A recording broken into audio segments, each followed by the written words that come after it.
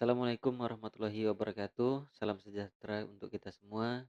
Di pertemuan ke-13 ini saya akan menjelaskan materi yaitu praktik regresi dan analisis peramalan.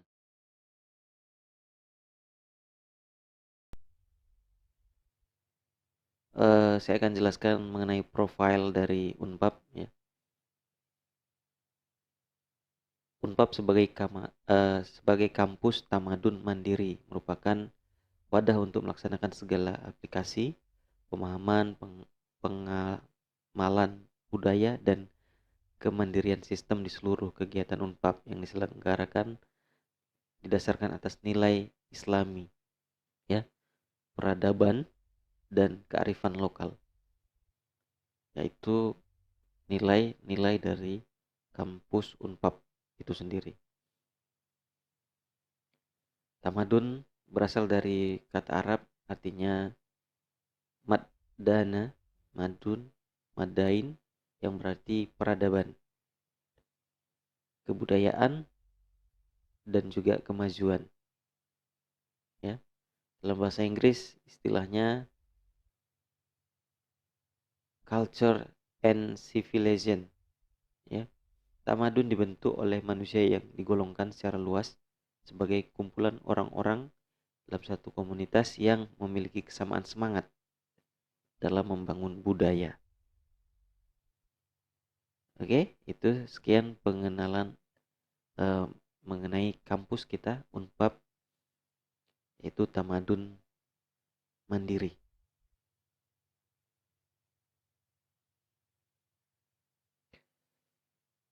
Visi misi Unpad yang pertama menjadi perguruan tinggi swasta yang terkemuka berdasarkan berbasis religius dalam mengembangkan iptek yang bermanfaat bagi kemaslahatan umat. Nah, dan juga prodi sistem komputer memiliki visi misi, ya. Visinya yaitu menghasilkan lulusan yang mampu mengimplementasikan ilmu pengetahuan dan teknologi pada bidang ilmu sistem komputer serta bermanfaat bagi kemaslahatan umat. Ya, misinya laksanakan Tridharma, perguruan tinggi, pendidikan, penelitian, dan pengabdian sesuai bidang keilmuan, sistem komputer di tingkat nasional dan internasional, melakukan pengembangan sumber daya manusia, dosen, dan tenaga kependidikan dalam mendukung pencapaian profil lulusan. Ya.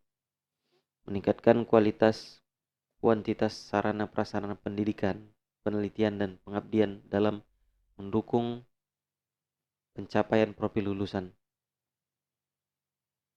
Kemudian memperluas jaringan kerjasama melalui peningkatan kualitas dan kuantitas kerjasama tingkat nasional dan internasional.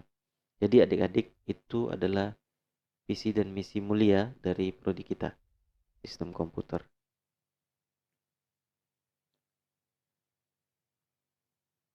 Ya, ini ada 7 nilai dasar yayasan. Yang pertama, menjaga kemurnian akidah tauhid dan melaksanakan syariat, sholat, zikir, puasa, dan lain-lain. Bersyukur, bersukacita, dan tidak mengeluh. Rendah hati, sederhana, apa adanya, memaafkan, tidak tersinggung, tidak tidak marah. Kemudian berpikir positif, berprasangka baik, dan tidak bergunjing. Berbuat baik, mengubah dan menjadi inspirasi. Selanjutnya berempati dan memberikan solusi, bukan mengkritik atau mencela. Terakhir, patuh kepada pemimpin dan menaati peraturan.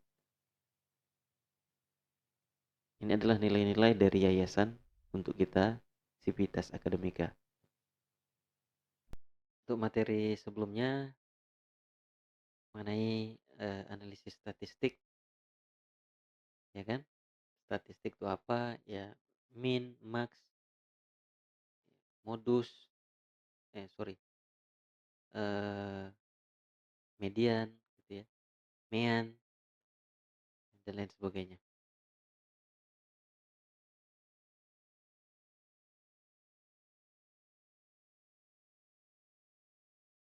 Dalam penelitian ilmiah dan dunia bisnis, regresi dan analisis peramalan atau forecasting digunakan untuk memprediksi nilai di masa depan berdasarkan hubungan antar variabel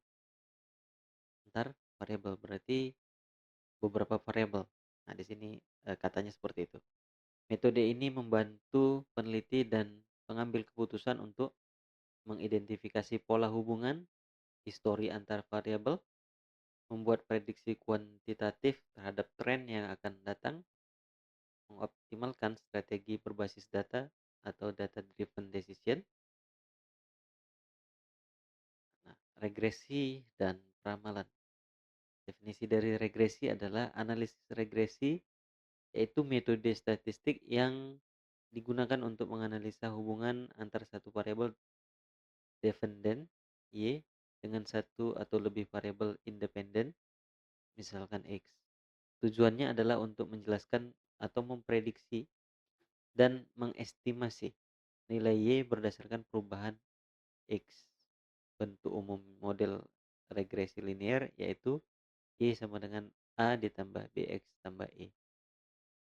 Nah, Y adalah variabel terikat, X adalah variabel bebas, A adalah konstanta, B adalah koefisien regresi. Nah, sedangkan konsep forecasting yaitu proses memperkirakan nilai di masa depan berdasarkan pola historis data. Nah, menggunakan hasil model regresi untuk memprediksi nilai Y di masa mendatang, kemudian data diterapkan pada data ekonomis, bisnis, sosial, maupun teknologi. Contoh regresi antar jumlah iklan dan penjualan. Nah, digunakan untuk memprediksi penjualan bulan depan. Ya. Langkah umumnya Langkah umumnya adalah analisis regresi dan ramalan. Yang pertama, menentukan variabel dan pengumpulan data. Variabel yang digunakan ya, seperti jumlah iklan itu variabel atau disederhanakan dengan X, dan penjualan disederhanakan dengan Y. Membuat model regresi dan menghitung koefisien. Modelnya dulu dibuat ya. Jadi di dalam analisis ini sering kita mendengar kata model ya adik-adik. Jadi jangan heran nanti ada eh, model AI ya gitu ya. Model apa yang digunakan? Misalkan CNN gitu ya. Model apa? YOLO misalkan dan lain sebagainya. Menguji signifikansi model, menilai ketepatan model.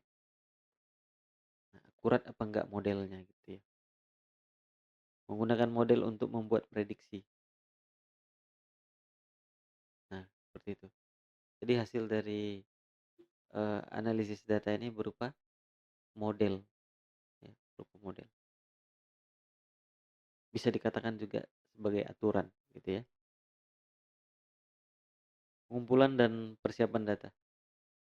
Ya, kita ulang lagi, kita pelajari lagi bahwasannya pengumpulan data adalah tahap awal analisis regresi, dimulai dengan pengumpulan data yang relevan, akurat, dan representatif.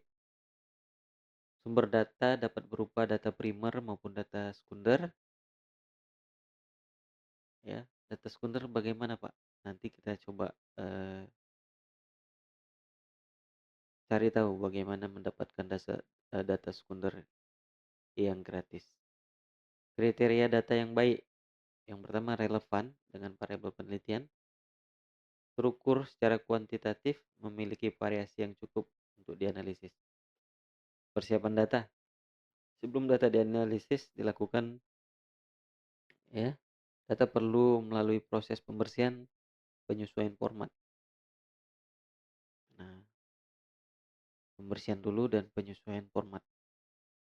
Misalkan format yang diperlukan eh, misal aja ya, misalkan CSV, misalkan Excel gitu ya dan lain sebagainya. Validasi data, ya, pembersihan data. transformasi data, pengkodean variabel, uji asumsi awal. Nah, inilah yang dilakukan oleh data analis.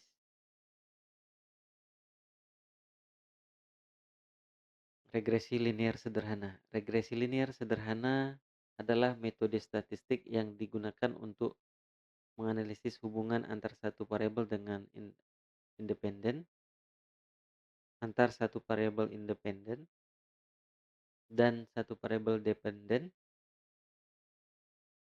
Tujuannya adalah untuk memprediksi nilai Y berdasarkan nilai X melalui garis regresi terbaik yang dinyatakan dengan persamaan Y sama dengan A ditambah BX. Nah, seperti ini.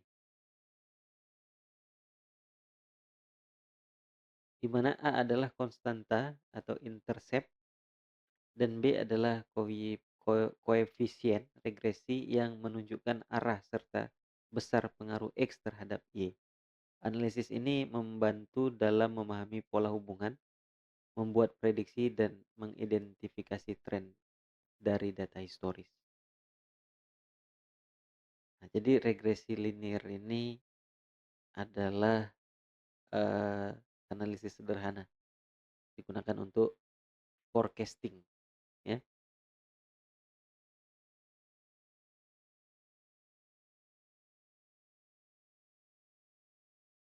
Membaca dan menafsirkan output regresi. Komponen utama output regresi biasanya terdiri dari tabel hasil analis dari Excel atau Python dan lain-lain.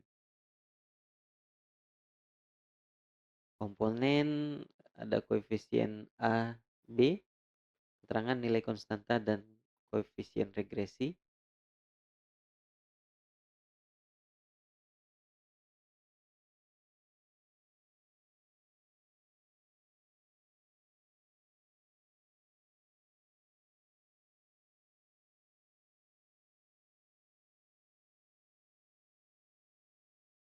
Nah, praktik ya.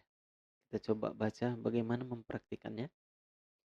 Studi kasusnya, langkah-langkah praktik yaitu pemilihan kasus nyata, contoh hubungan jumlah iklan terhadap penjualan produk, ya, prediksi kunjungan pelanggan berdasarkan tren bulanan, pengumpulan data, persiapan data, analisis regresi linear, peramalan, evaluasi, dan interpretasi.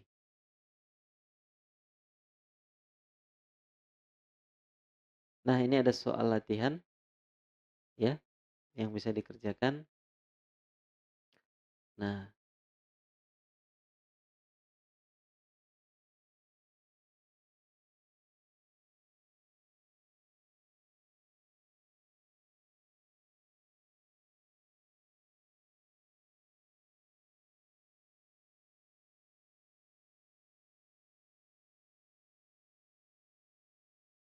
saya akan coba untuk eh, mempraktikkan menggunakan Python, ya. Apa yang disarankan tadi adalah eh,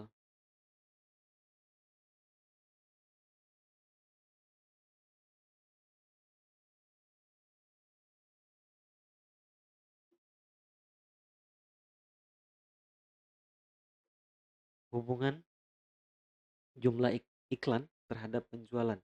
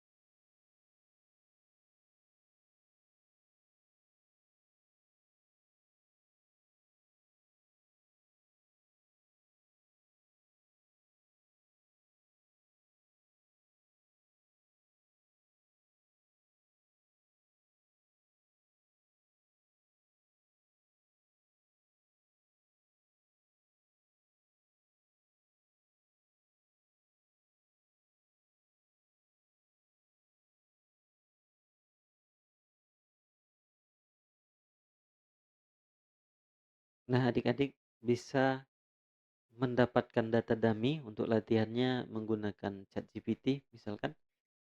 Jadi sebelum kita menggunakan AI, baiknya kita sudah paham dulu ya, untuk apa AI kita gunakan, gitu ya. Nah, AI ini bisa membantu pekerjaan kita, belajar kita, ya asal ya kita menempatkannya dengan tepat, ya, dengan baik, gitu. Jangan pula pas ujian, ya, karena eh, efeknya nanti tentu saja kita tahu ya, ketika kita nggak lagi bergantung kepada otak kita, maka tumpulah otak kita, gitu ya. Jadi, eee, kita bisa menggunakan form. Saya akan mempraktikkan latihan regresi linear dengan Python tentang hubungan jumlah iklan terhadap penjualan. Nah, di sini akan ada data dummy dari yang disajikan Python. Nah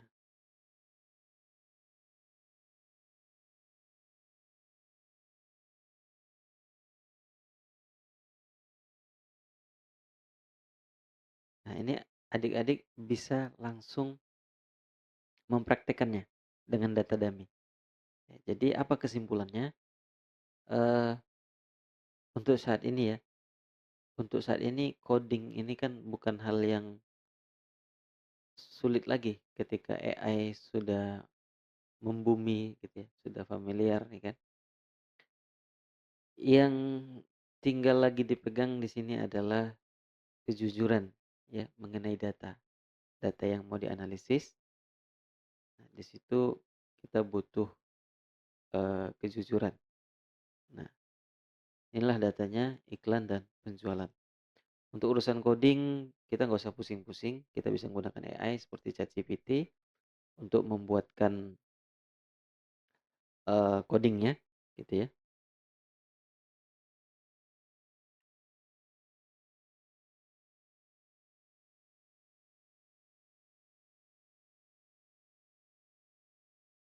Misalkan kita menggunakan Jupyter.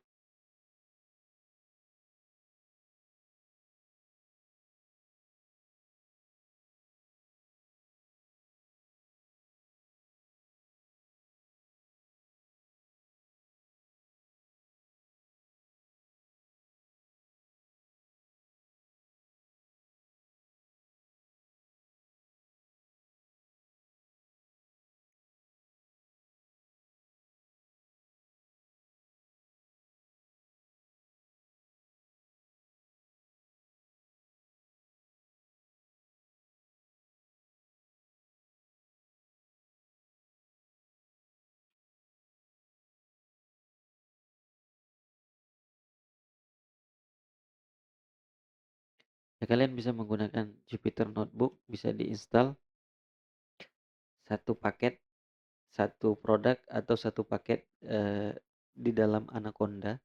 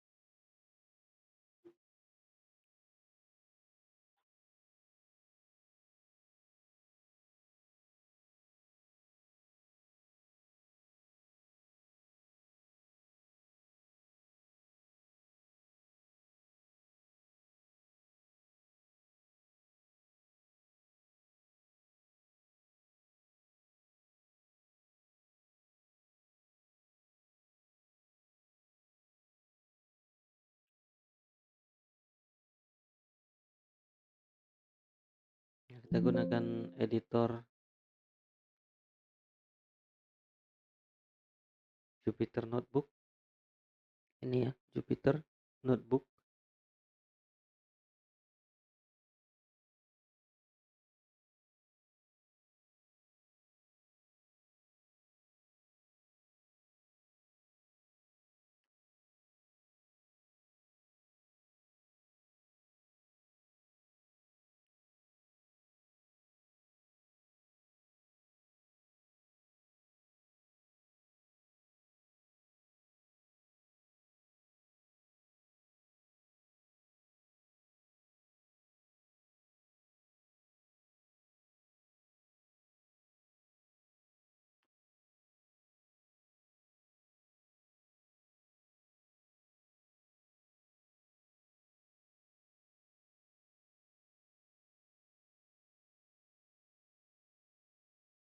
Ya, saya jelaskan secara singkat bagaimana menggunakannya. Ini adalah root foldernya, kita letakkan di desktop, misalkan eh, di dalam folder, misalkan Python gitu ya. Nah, Python kita bisa gunakan eh, new notebook, ya, new notebook atau file tadi bebas gitu ya. Tapi saya sarankan notebook saja untuk tuh pilih ya, mempraktekannya tahap demi tahap. Nah, kalian bisa salin aja gitu ya. Sekalian belajar Python. Nah, di sini ada error, kalian harus selesaikan dulu. df not defined.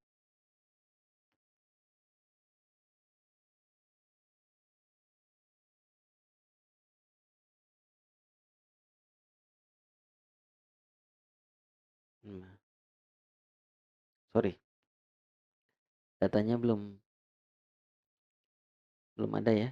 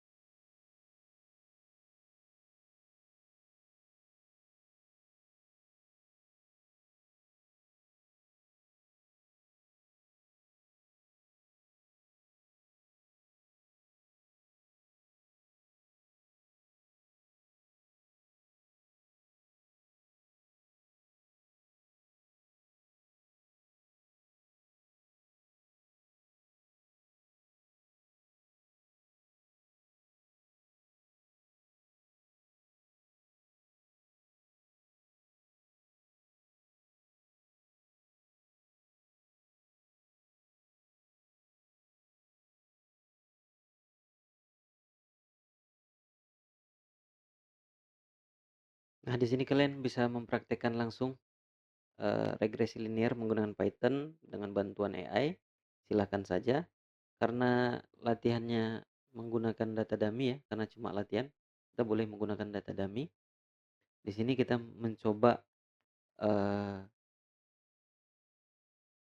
menghitung ya, menghitung jumlah iklan dari 10 ya, dalam satuan juta sampai 45, penjualannya 25 juta sampai 60 juta.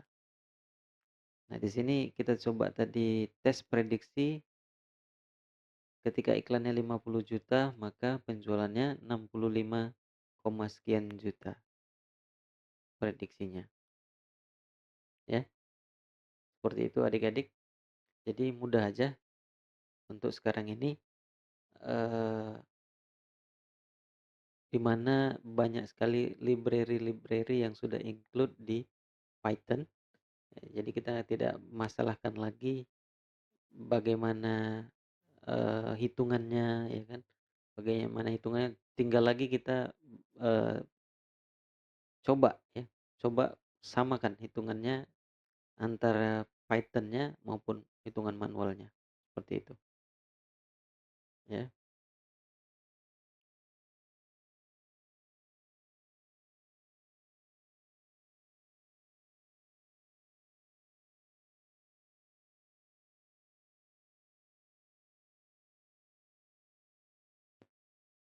Baik adik-adik, mungkin itu saja yang bisa saya sampaikan di pertemuan ke-13 ini. Kita mencoba untuk mempraktikkan regresi linear dengan Python.